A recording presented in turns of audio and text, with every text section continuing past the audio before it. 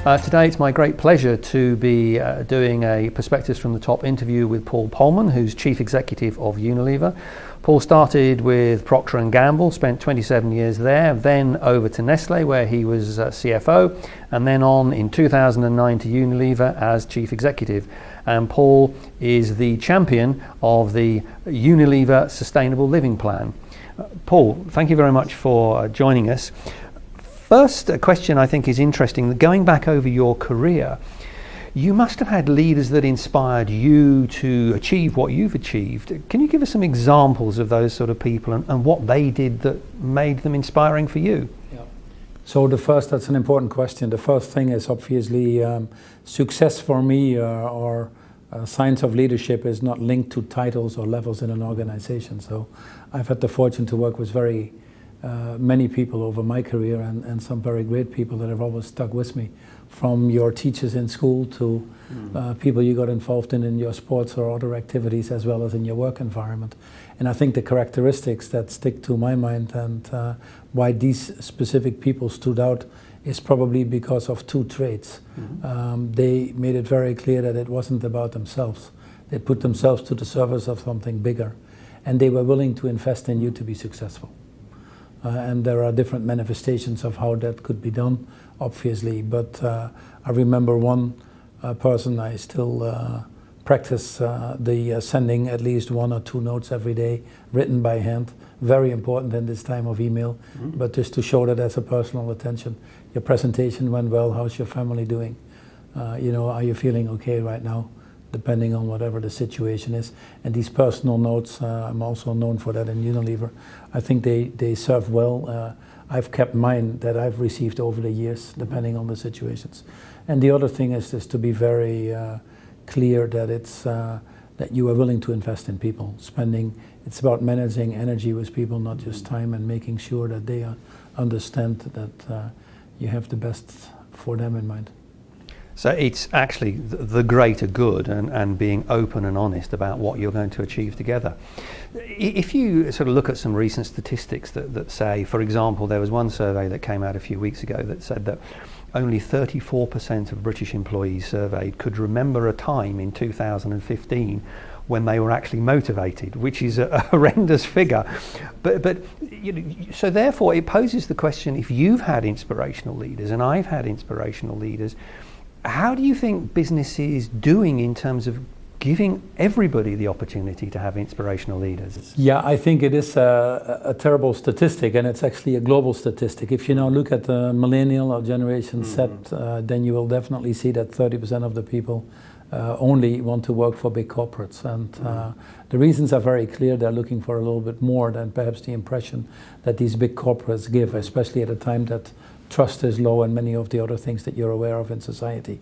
So these are worrying statistics, in fact. And fortunately, in Unilever, we have the opposite. We get 1.8 million people applying to us every year.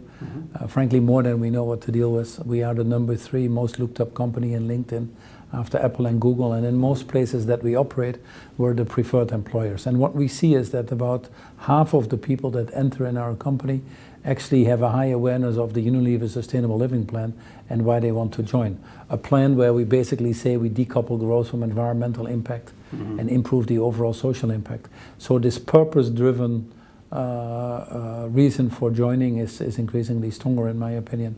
And it is indeed clear that many companies are wrestling with that under the pressure of short-termism and all the other things.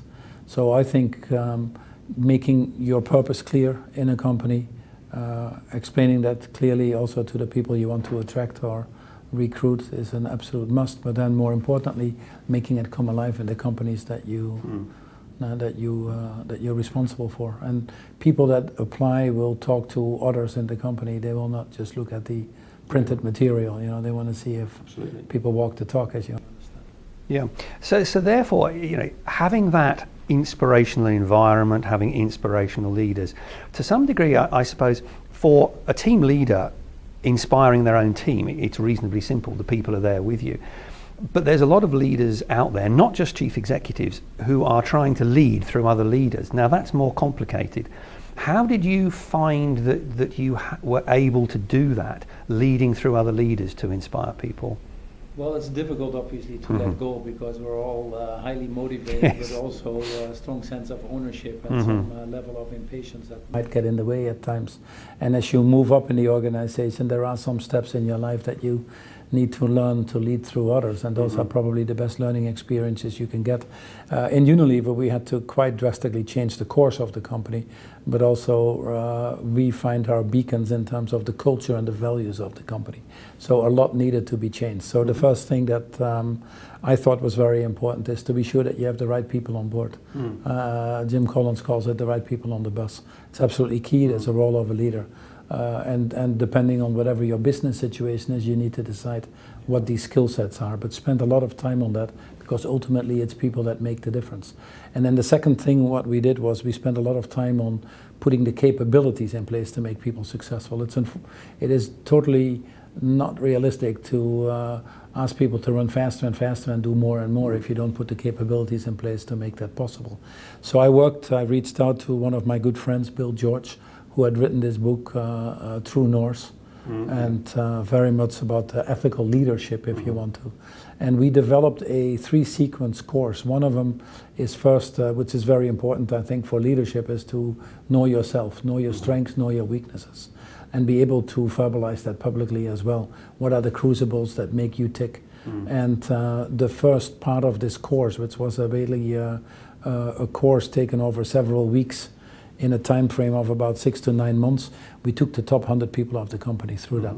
The second course following up on that is how do you exercise that leadership, that knowledge about yourself to influence others? And then the third in that sequence was to get results. And that course has really taken hold and very good feedback. And I think it has created a different cadre of people. Secondly, spend a lot of time with people. Spend a lot of time with people personally, coaching, role modeling in your own behavior, and then making very clear what the frameworks are that this company accepts people to be operating in. I think that's equally important. What are the values, what are the principles that we do accept, which are the ones that don't fit into this company, and have a lot of conversations about that. I remember when I came, a lot of the discussions are what are the company's values that this great company is built on. And people said, well, you know them because you worked here a long time. And when I asked people to write them down, obviously you could see that there were quite some differences in interpretation. Or when you grow so fast in these emerging countries, you have to recognize that probably 30-40% of your workforce has less than 5 years seniority. So it would be unfair to ask them to figure that out. So we spent a lot of time together on reconnecting with the same values and principles of Lord Lever in the 18th, 19th century, and then figuring out which ones needed to evolve and what were the leadership qualities that we needed. We've developed our vision for the leadership, which we call Unilever 2020, where we've spent a lot of time getting input from people internally and externally about what the world was going to look like and what are the leadership characteristics, under the assumption, which I think is a fair one, that many of the people are not properly trained to deal with the circumstances we have right now. One of the reasons why CEO tenure, for example, is so short. So we need to create these skill sets that clearly universities are not currently delivering either internally, and we're spending a lot of time on that. For that reason, we've created a brand new training facility in Singapore, which 4 acres east, we call it, which is now probably one of the best training facilities of any company in the Far East. See, that's an interesting point, because all the evidence that I've seen from a number of sources would suggest that one of the reasons that strategies and other initiatives fail is that whilst the chief executive and the board is highly qualified and experienced, there are levels of leadership underneath where actually basic leadership skills are missing.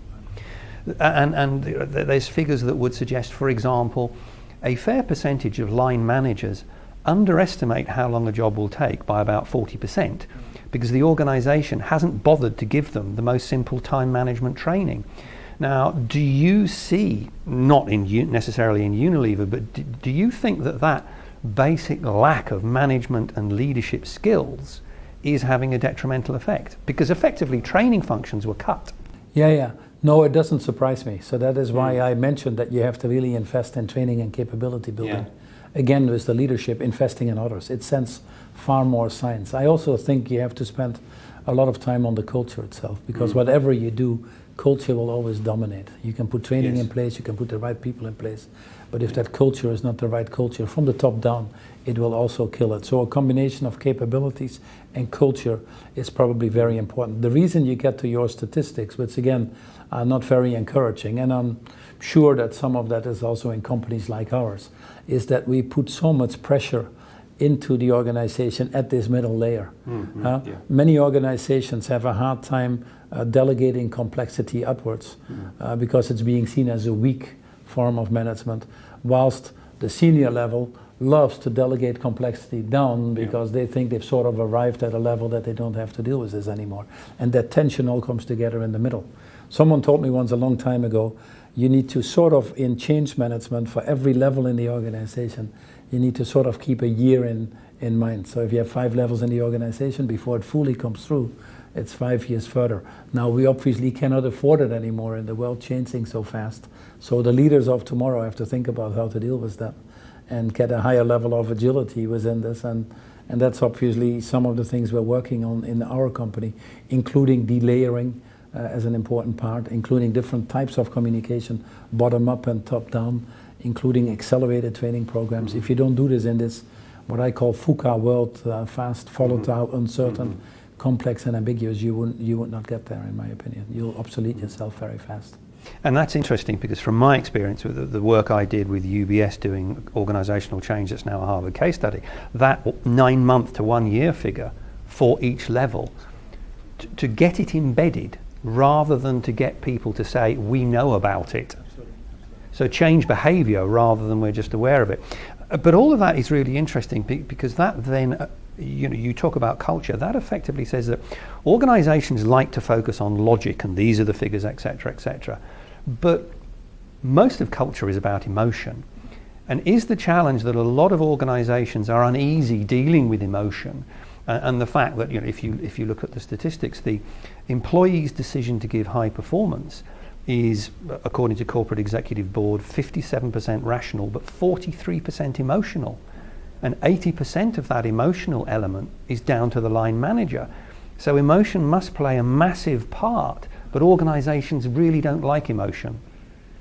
We all have an emotional aspect to all of us, so we should be able to deal with that better than you expressed there. And I think the difficulty is it's too subjective in many organizations, and when it's subjective, people have a hard time dealing with it. So the point that you raise is a very valid point, why you need to have very good performance management systems, assessment systems if you want to, and how you back that up with things that you can, first of all, provide the material to the people to have the conversations, the training to have these conversations, but also be able to translate that into hard data and facts to make these conversations possible. And that's another area we've done. One of the challenges that we had when we came in here, which to me is an indicative thing of a culture that needs to change, is we found looking at a performance of 10 years of this company, we actually did not move our share price, and our performance was well below any of our group of benchmark companies. And yet our average payout for a bonus, which was the first thing I asked when I came here, was well over 100%.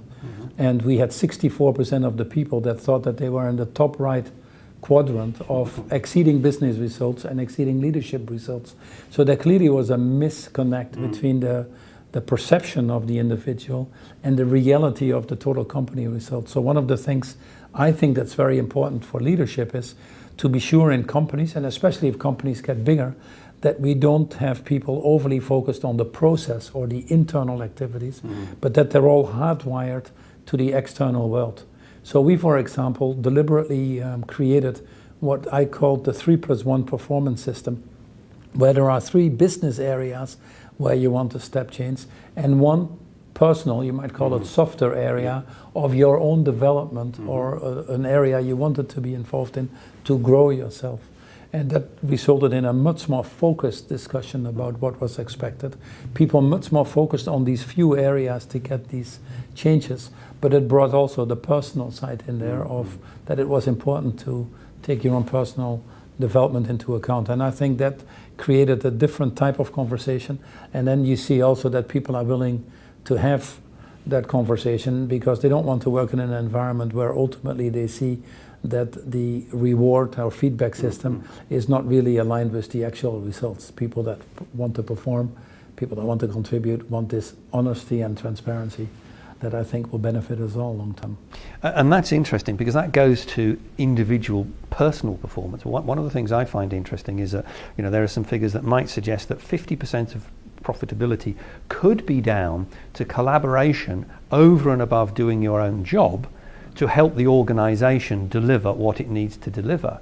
And I would pose the question, how do you get people to think about breaking down silos and working across those silos, particularly in situations where they don't have to do it to achieve their objectives, but if they do it, there are extra benefits that the organization accrues through that transmission of knowledge, through problem solving, through discussion, through sharing initiatives that one organization might be doing somewhere that could be leveraged elsewhere. So you're referring to what I would call this plasma organization of flow to work, yes. And where the horizontal relations are far more important than the vertical relations. So you have to, again, it's a difficult challenge, and I wouldn't say that we have cracked all of that either. But there are some things that you can work on to make it easier. The first thing is obviously on having an aligned purpose that is stronger than any individual's objective from the functions. And here, our Unilever Sustainable Living Plan is trying to achieve that. The second thing is to ensure that the organization is enormously externally focused. If you come into a meeting and product supply wants this, finance wants that, marketing wants this, it's my function or your function, you get silos very quickly. If you have in the middle of the table the consumer, what does she need really? And what is our contribution to solving her problems? In our case, it's mainly her. It changes the dynamics of the conversation. Aligning incentive systems. We really have a different incentive system that I've put in place fairly quickly when I came here that puts the benefit of the greater good ahead of everybody individually, very strongly so, and makes that aligned across many parts of the organization. And then last but not least, I want to come back to that again, obviously the cultural aspects, how people behave with each other. This is a networked organization, Unilever. We actually came from a fairly decentralized structure and trying to bring a little bit more coordination in place, but we have an inherently networked organization where actually people jump in, and which also calls for a little bit of continuity in our company. Coming in from the outside is sometimes a challenge for people, not being connected to these unofficial structures that often come with this. But I think we're trying to find that right balance, both with more the systematic changes as well as the cultural changes we talked about. So therefore, looking at it in retrospect, do you think that you would say actually inspired employees actually deliver financial benefits? Oh, absolutely. I would not even actually, I think you're 50%. Right, as an ex-CFO, you are obviously an expert. But even more so, to reinforce what you're saying, I would actually say that if you really could quantify it, and it would be more than the 50%. If you cannot create an organization where each and every individual feels that they can develop themselves to their fullest potential, or where individuals feel that they are not working to a bigger cause than their own interests, I think any of those organizations would fail. And frankly, a lifetime now of an average publicly traded company is only 18 years. And I think you see that short-termism, in fact, is reflected in fact, exactly what you're saying.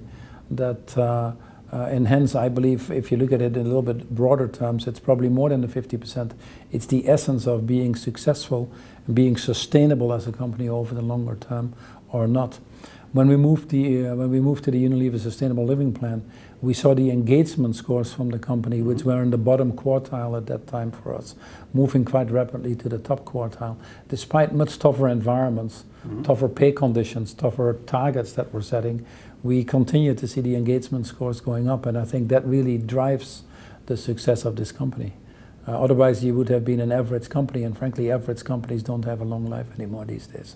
No, and one of the other elements I find fascinating about larger organizations is that you tend to see that there's a lot of people who are, I suppose, just doing the job. I find the concept of entrepreneurial leadership very interesting. how you can get the ethos perhaps of the SME and entrepreneur in the larger organization to sort of reignite the passion. The fact that you know that it's not about minimizing risk, you have to optimize risk. It's everybody needs to focus on the customer, and all of those things that the small organization has to get right to survive, but where the large organization, because of its money in the bank, has a sort of buffer against incompetence. And I just find that's an interest. So do you find the entrepreneurial thinking element is something that inspires people as well? Well, there are some downforces that come with scale, and that might sometimes be risk aversion. So what you have to think about is always, people have the discussion, is scale good or bad? It's not a good question to me. The question is, how do you leverage scale to compensate for some of these possible downforces? And for example, being in 190 countries, you'd think if you have that size, we can test many more things. We can run a little bit more risk. We can lose a little bit more money here. When Venezuela goes badly, we'll make it up in India type thing. So a company like this should actually be much faster with intelligent risk taking. It still is a challenge here, here as well, because of I think the size, the broader involvement of more people in some of these more complexer issues result probably in a lower risk profile than you need in today's fast-moving world. So you do need to inject a fair amount of encouragement, provide testing budgets or make those available, provide financial flexibility, set up different organizational models within an organization, continuously driving change actually to keep people sharp. So all these elements you do need to do to ensure that you stay entrepreneurial. We, in a very tough market environment since 2007, 2008, have grown as a company more than 30%, which this year again, we're adding, results are not out, so I cannot mention that, but we're adding a few billion to our total turnover. And in order to do that in our business, I always would argue you have to be fairly entrepreneurial. Otherwise you don't get there. And so I think we continue to have to be very mindful of these downforces in these big companies, and as leaders, think about nearly every day, what do you do in your jobs from where you're sitting to compensate for that, or to turn it into a competitive advantage. Yeah, and that leads quite neatly into the last question that I was going to ask, which is, all of the leaders who might be watching this, the young developing leaders, what would one or two pieces of advice be from you that you think would be absolutely critical to help them become a good leader or better leader in the future? Well, it's always a difficult question, because I always put a caveat in there that I personally don't believe in the many leadership books that are out there, and believe me, I have many at home. But the 10 tips to be a good leader, or how to play piano in 2 minutes, have never really appealed to me. I think the main quality of a good leader, first and foremost, is to be a good human being. And by the way, the definition for me of a leader is a very broad definition. To me, a leader is someone who positively influences others. And I get more ideas and more strengths from the nurses that go at the risk of their own lives to fight Ebola in West Africa, or the teachers in school with a pittance of a salary teach to the blind or the deaf-blind, which I happen to be interested in. So leaders you can find in any part of the organization, not just bestowed in an office of a CEO in that sense. So first and foremost, being human beings, and being sure, as I mentioned before, that leaders put the interest of others ahead of their own. They're driven by the interest of the common good.